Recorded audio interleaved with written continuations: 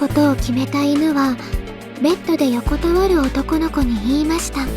待っててね、僕が絶対願いを叶えてくれる星を見つけてくるから、病気が治ったらまた一緒に野原に行こう。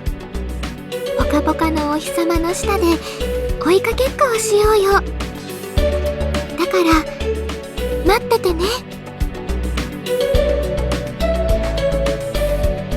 つっかえないで読めるようになったけど、あんまり上手になってる気がしないな。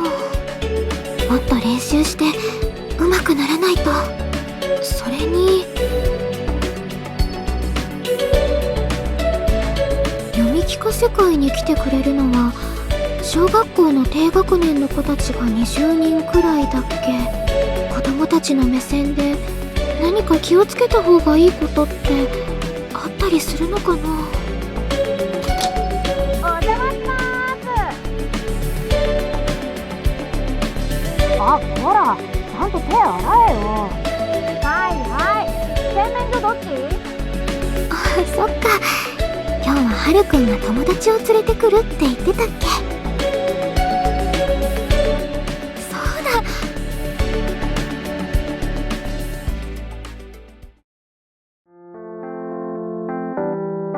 めでたしめでたし。こんな感じなんだけど、どうかな。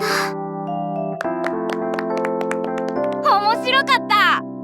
うん、俺も悪くないと思う。でも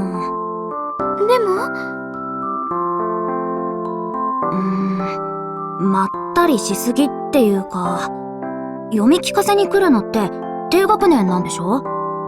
結構長い話だし、途中で飽きて遊ぶ子とかいそうだなって。あー、確かに集会でも1年生とか全然じっとしてないもんな。なるほど。私はこのお話に引き込まれちゃったから気にならなかったけど、確かにそういう子もいるよね。それに私は読み聞かせも初心者だし。あと、絵本に興味ないけど親に連れてこられて参加してる子もいたりするから、かなり頑張らないと最後まで聞いてくれないと思う。姉ちゃんほわほわしてるから子供に舐められそうだし。お前、お姉さんに厳しいな。反抗期か？なんでだよ。ちゃんと言っておかないと後で困るのは姉ちゃんだろ。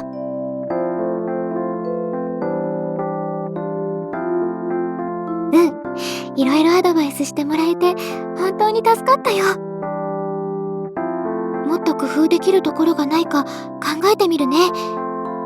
ありがとう、二人とも。どういたしまして。や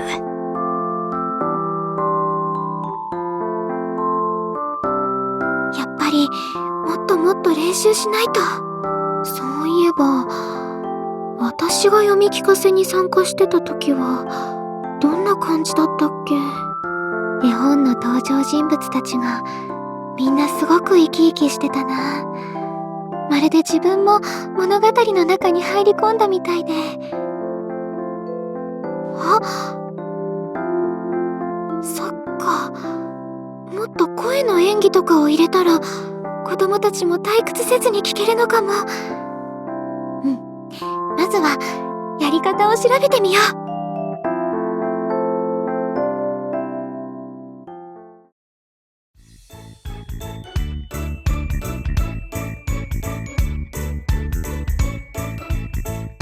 発声練習の基礎、売れっ子声優になるには現代の演技論、いろいろあるな。声の演技の参考になる本があればと思ったけど、そもそもどこから勉強すればいいんだろう。あれ、望月さん？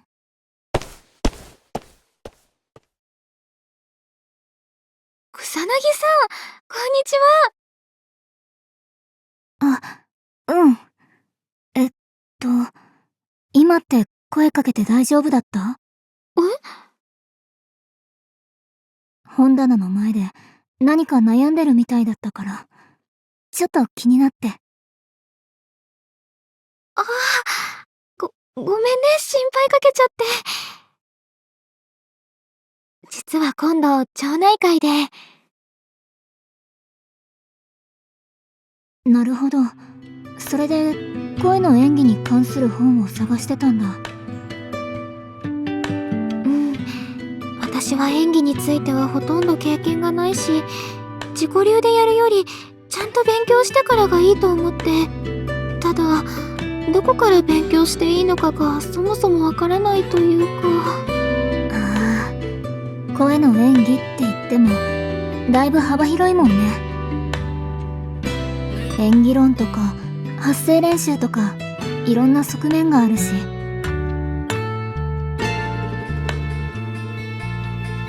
草薙さん？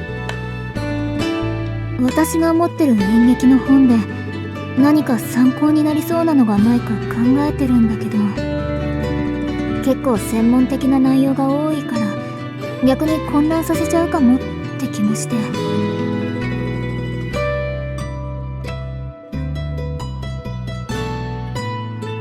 りがとう、草薙さん。一緒に考えてくれて。ああ、別にお礼を言われるほどじゃないよ。私の方こそいつも望月さんに助けてもらってるし。私が？アロマキャンドルの作り方を教えてもらったり、支部学祭の時も協力してくれたから。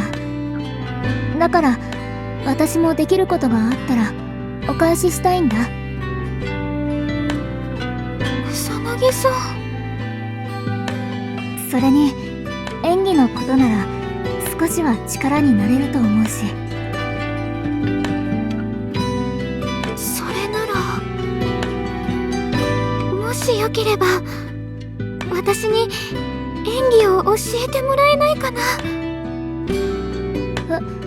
私でいいの？草薙さんの負担にならない範囲でアドバイスもらえたらすごく助かるなって。